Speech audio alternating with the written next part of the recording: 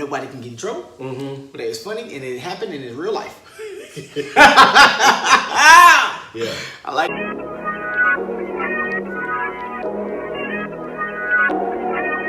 Welcome back, family, to The Process. Yes, we are back. John is back. I'm back. He back. Had to pick some cotton this morning, y'all. Had to pick some cotton. Had to make the dollar, baby. Got to make the dollar. John didn't make it to our last segment with go check out with Brooke. Brooke spoke some knowledge on being a single mother. Also spoke some knowledge on a situation that's going on in the world today. So go check that out. In addition, we're gonna go into something else because we're gonna go story time. Okay. We ain't had story time in a minute. Yeah, we ain't had story time in a minute. And I got a story. Oh my goodness. Well, you know, I like telling stories that have passed the Statutes time of the time of statutes of limitations. Yeah. And nobody can get in trouble. But it's funny and it happened in his real life. Yeah. I like doing it. This is water, by the way, because I know how y'all talk. Y'all think it's something else. But what's clear like this? Water. Well, you know, vodka's clear too. This ain't no vodka. I'm just saying, you know, some smart aleck might say. Yeah, not me drinking like this. Yeah. Oh, before we get started, y'all, like and subscribe. And also comment for us, man. We like those. Like to get back to those. Like to answer those. Like to answer those questions. Yeah. But I got a story, man. Okay. So. It's one of them. This is a funny story on how it just happened. Yeah. So. And the reaction to the people that that it happened to. So back in the day. Back in the game. Back in the day, my god brother, Willie Moore Jr. I had him on the show. He spoke on it before about us helping start his company back in the day called Willflow Music. Willflow Music Group. I think it's still Willflow Music Group. Excuse me, Willflow Music Group. To this day. And that's in honor of his mother and his father. His adopted mother and father, which they are still alive.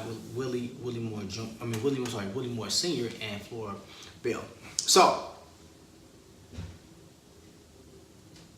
we're going back all the way back to 2000. Okay. 2001. So at this time I'm 18, 19 years old. Okay. So we running city to city with Willie, City to city. Having fun in the music business. Yeah. And we come up with an idea. So William came out with an idea. They wanted to do showcase talent in St. Louis, and it was an old club called the Wax Factory. Wax Factory. The Wax. If you're from St. Louis and you watching this, man, do you remember the Wax Factory back in the day? So there was an old club called the Wax Factory, right? So remember, we 18, 19 years old at this time. I believe I had just turned 19, so it was probably like 2001. So I say 2001. We had out of high school. Summertime. So It's finna go down? it's finna go down. Okay. So called the St. Louis Idol. Okay. So just like the old TV show. Okay. So we had structured the event just like that. So Willie kind of put me and Rod on the tag as my best friend. We're the same age. He put us on the tag. So we going meet with the owner. Well, actually Willie set it up, then we meet with the owner. It was already a go, but we had to set up the structure of it. Okay. Wax Factory. At the Wax Factory. Okay. So we set up the structure of it, went to Wham, having a good time. Got it organized. This is where the whole me doing event planning and stuff like that developed. This is way before me being a member of Cap Alpha Psi, me being an employee of my alma mater and working in student affairs department. That was the beginning. That was the beginning. Like I already had my training prior to that. Right. I knew how to hustle. Right. Plus I was on the road with Willie, going to various cities to where I was at that time, being 18, 19, 20 years old, I was the president of the street team, which ain't nothing but marketing. You know what I'm saying? So I knew the game of getting the word out, right? So that's what we did, event planning and getting the word out, right? Okay. So we get the St. Louis Idol going. It's going good. We did I think we did it on Wednesdays, Wednesday nights. So, cause we couldn't mess with his big money, which was Friday, Saturday, Sunday. So we got a day. It was either Wednesday, Thursday. I forget. That's the big money. Yeah, Weekend big money. Big money. We can't. You can't play with them. Yeah, we ain't playing with that. Yeah. So we end up having our night, and we had a good attendance, cause what we had artists that just like the show, we had artists come, right? We had artists come. We had a team of people who work within the industry of St. Louis, and then a couple people that work with people that's in the industry to come and judge. And we did that, and we had winners and da da da da. I think we had maybe 5 or 6 weeks, man. Ooh. So that's 5 or 6 weeks, like 2 months. 2 months, yeah. Before it kind of because it was an incident that happened outside between some cats that had nothing to do with us, so we had to kind of shut it down. Yeah. But prior to that, so we got to go on maybe 3 weeks, right? Good. We with the owner of the club, we having drinks, all this stuff. Let on. We 18, 19 years old. And you having a drink? Yeah. Okay. Hey, we having drinks. Okay. Sit down and I can't even find those old pictures. I'm looking for them, but I can't find them. We taking pictures, club shots. Club shots with the owner and stuff. Like, we had a good time. Yeah. We had a good time. So, this one particular time, we was meeting with the owner. Okay. And Rod. And here we go. and we sitting down. Here we go. We sit down. And we have drinks while we talking. Now, Rod didn't really drink, but I did. He may have a sip or whatever, but I was actually the drinker. And you 19? 19. Okay. 19. Just turned 19. Just turned 19. Just turned 19. And statute of limitation. Yeah, it's over. It's over. I'm not even gonna, whatever. Yeah, I got it. He asked us. We sitting down talking. He said, "Man," he said, y'all little guys have some incredible imaginations and minds when it comes to like how you want this thing to go. And you're very creative." He said, "So what are y'all? How old are y'all? What? 23, 24? Y'all float with it." No. We told the truth. You told the truth? Okay. Let me tell you this. Look, so we said, I'm 19. He said, we both 19. He flipped. Like in a bad way? Yeah, because he could lose his license. He could lose his club. Wow. We was 19 years old. Yeah. This is 21 and older club. Yeah. And y'all 19. We're 19, bro. Have mercy. We was 19 and hey, we was getting. He's like, "Why is y'all? Oh my God, are you serious?" I'm like, "Yeah." But we held it down. He was mad though. He was hot. I knew he was hot. We had to sit down and talk to him about it, and we kind of convinced him to let us keep doing it. It's a thin line between love and hate, man. We convinced him to continue to let us do it. Yeah. And we did it maybe for 4 more weeks. Y'all was in that thing. But we was convincing people. We sold ourselves. Wow. Because he couldn't deny what we was bringing to the table. Yeah. And it was growing. Wow. Week by week by week. Because we were promoting it. And this is before social media was big. This is before Facebook. You know what I'm saying? This is 2001. Before Instagram. Black Planet was around. I think Black Planet, no. Man. Yeah, I think Black Planet was around. I know MySpace was. I think MySpace came like 02. 02-ish. Maybe 01, 02-ish, yeah. Somewhere in there. But it wasn't, the essence of social media wasn't what it is now, promotional wise. Right. This is a lot of stuff was word of mouth. We out in the streets had talking. hustle. We was hustling. Yeah, y'all had we was hustling. Like we really were hustling. But yeah, man, he found out we was 19, and I think it took him like a week to get over it, cause he was hot. After that, we still having drinks with him. Yeah, man, we did that. Y'all 19. 19, man. Drinking in the club. Yep. And we we had little girls chicks that we talked to. That was as old as us, and we get them in, cause we get in for free. Hey, come on with us. You know what I'm saying? Come on to the club. Y'all kicking it like that. Kicking it hard. Cause we kicked during that era, man. We kicked it so hard. Right before I pledged, we kicked it so we was already, you know what I'm saying? We was already athletes coming from the city. So, a number of people knew us. Then we were networking ourselves because we were just always out No, we was 18, 19 years old. We was just going out. We was fresh out of high school. Some of us went away to school. Some of us went to school in the city. At that time, I was away. So coming home for the summertime was big. Right. So you gotta catch up. Yeah, and all, but yeah. But yeah, you know what I'm saying. Yeah, right, you gotta catch up to what's going on. Yeah. But we kicked it because everybody was back home. So we showcased. The thing about it was so crazy. We was doing that, but our homeboys that was our age, they couldn't even come. Wow. Cause they went over. What else? They were like, "How y'all getting there?" Cause we running things. And we were helping. We were actually helping run a club. At 19. At 19 years old. There was. We was under legal age to rent it, to be a part of it, to be a part of anything. Only thing we probably could have did was wash dishes in the back, but if that, we bring them dollars. So he couldn't be too mad. Couldn't be too mad. Yeah. Then see, a lot of people that know my life, well, know me now. They don't know that side.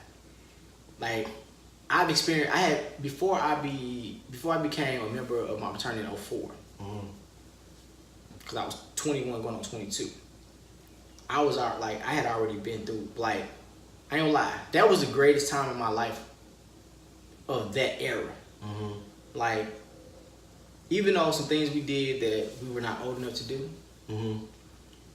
my god brother really exposed us to a lot of things and had us around a lot of things. Not because he was trying to be, against the law or whatever, or do stuff, but he told us, and it was true, he trusted us. Because he knew us from the neighborhood. We was just younger, but he trusted us. And in business and anything, you want to have people that you trust. Exactly. He trusted we would get it done. But then plus it was exposure. Right. Plus, and then he was a big brother, so it ain't like he was like, "Oh, you can't do that." Slap you in the hand, whatever, went to wham. Right. Because he was smart about it. Even when we did turn 21, even when we drank and stuff like that, like openly like that. He's always make a closed setting. Like, y'all gonna drink, I don't want y'all drinking in the clubs. Y'all come to my house. And where your keys at? Right. You know? He was responsible. He was responsible with it. Yeah. You know what I'm saying? He'd take our keys. So we did, especially because he used to little sets in his house. Come to the sets, everything you want gonna be there, the girls gonna be there, whatever gonna be there, you of age, but you can't leave. Yeah. If you leave, you're leaving with somebody who's sober. Exactly. So yeah. So he would never let us get like stupid drunk. Right. And he still watched over us.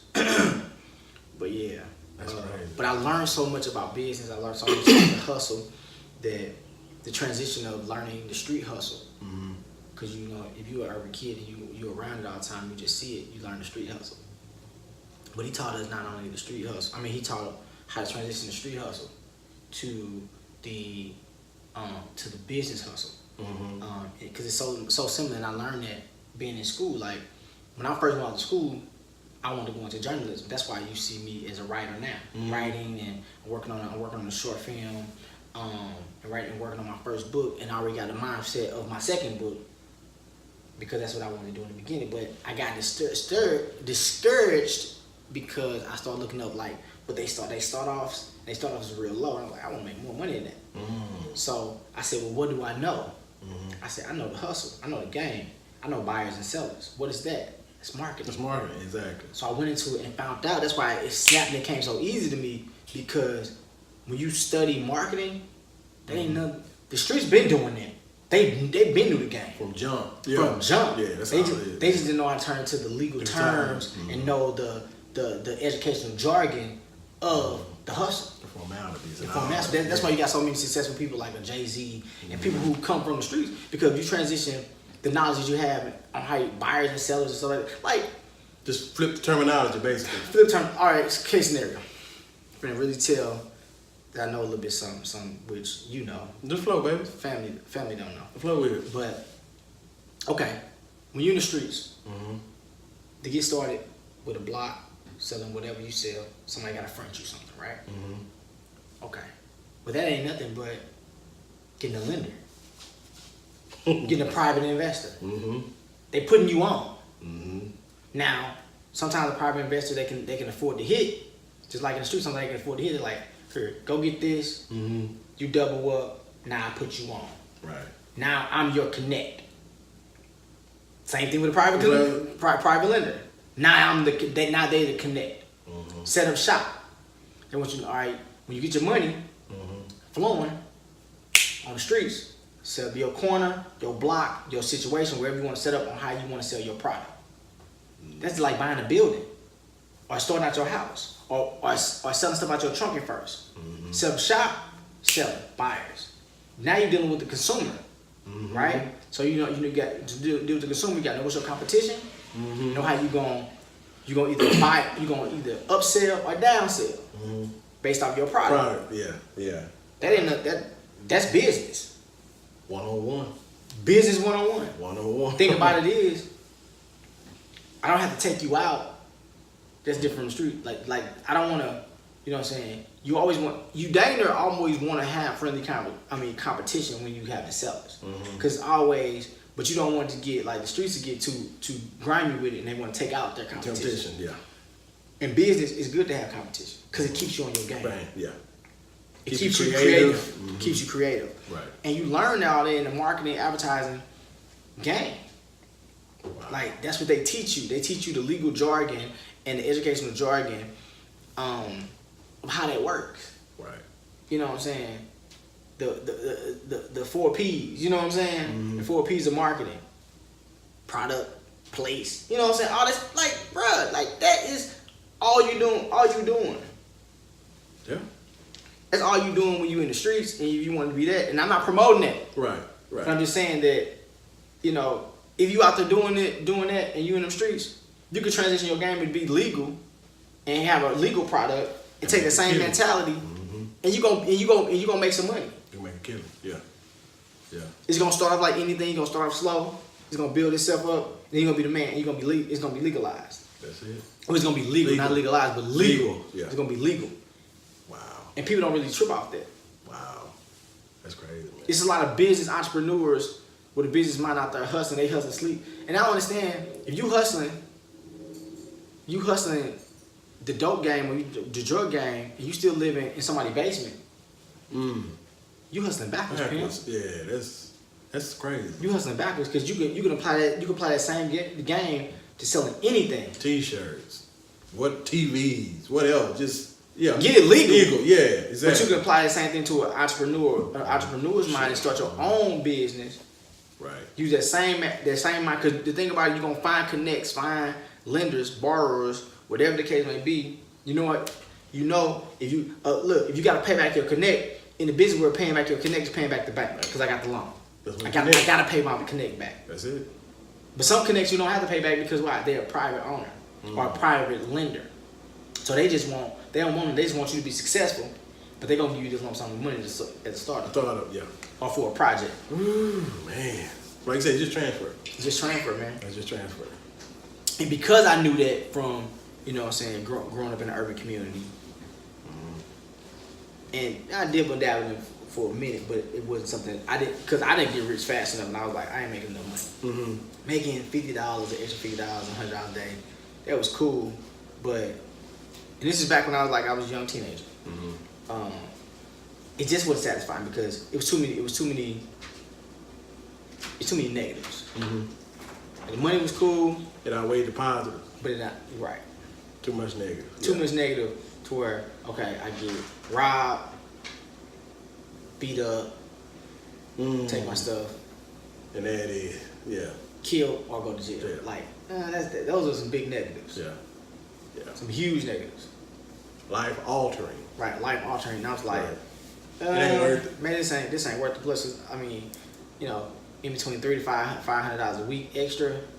I mean, it's good. It's decent money for a kid that's in between ages of 15 and 18, but yeah, there ain't no grown people money. Nah, I ain't bringing no dollar. Like, you know, you can grow, but to grow, you gotta put yourself in a little more danger. More danger in the streets, as well as more danger with how much time you can get. Yes. And that ain't cool, man. Right. I be looking over your shoulder. Exactly. Yeah, that's not exactly. Cool. So I was like, that's not cool, bro. I'm too smart for that. Yeah. And I say they dumb because they smart because the way they hustle, yeah. they gotta be smart. But I was like, I want better. Like what? I like my freedom. I like my freedom. Man. And I ain't got nothing to. I ain't got nothing to prove. Let me prove to you that I can be a multi-millionaire. That's what I got to prove. Yeah. Yeah. Not to the streets. It don't really matter. You know what I'm saying? That's what people don't understand. Like, you doing it, but you trying to prove it to your homeboys or the block or people in the neighborhood that you tough and you can do this thing. Like, that ain't enough satisfaction for me. Because you have nothing. And that makes sense. And then if they gonna take it from you because you don't got no receipts on how you making your money, because you're not paying them no saying, like, they gonna get you some type of way. They are sooner or later. Sooner or later, and they watching you. It's gonna come down. It just don't make sense. It's gonna come down, man. It just don't make sense. But I remember like Steve Harvey saying it one time, man, hey, if you can buy it, cut it, or make it, cut it, distribute it, have people working for you. He said that's an entrepreneur. That's exactly what it is. That's an entrepreneur. Exactly. And if you can do it the illegal way, you can do it the legal way. Like, exactly. Period, man. Like I say, just transfer. It's a mindset, man. It's a mindset. And the thing about it, I'm going to tell you why. Because people don't want to read. Yep. They want to read on how to get into different industries. Want fast money, too. Want fast money. That's why you see a lot of successful people in the music business, in the rap game, in the music game, because some of them did play a part of that street hustle.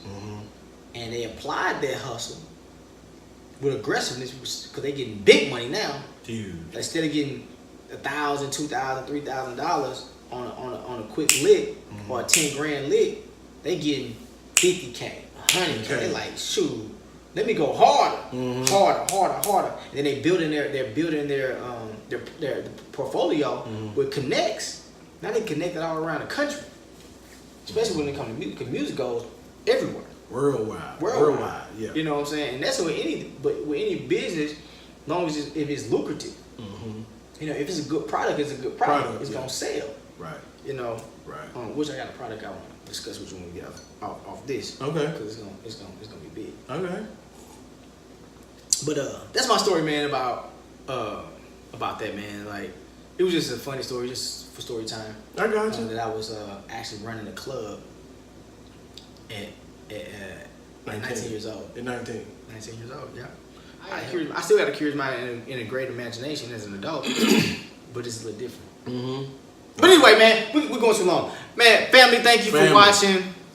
Thank you for connecting with us. Yes. Here on The Process, man. Go watch some of our other videos. Yes. Tell us what you think. Watch this one. Tell us what you think. Stories of our lives. Talk about what's going on in the world today. And then we have discussions also about certain things, like with Stacy, what women want. What women want, right. You know what I'm saying? Like what I did with the homie Brooke earlier today. I hate I missed that one. Yeah. Picking that, you know what I'm saying? Brooke spoke on being a single mother, building an empire as an entrepreneur. Like those things, like we talk about right here on The Process, man, because it's a process for everybody. It is a process, yes. So thank you for watching. Before we leave, I salute the divinity in you, and thank you for watching. Like, comment, and subscribe, and we'll see you next time on The Process.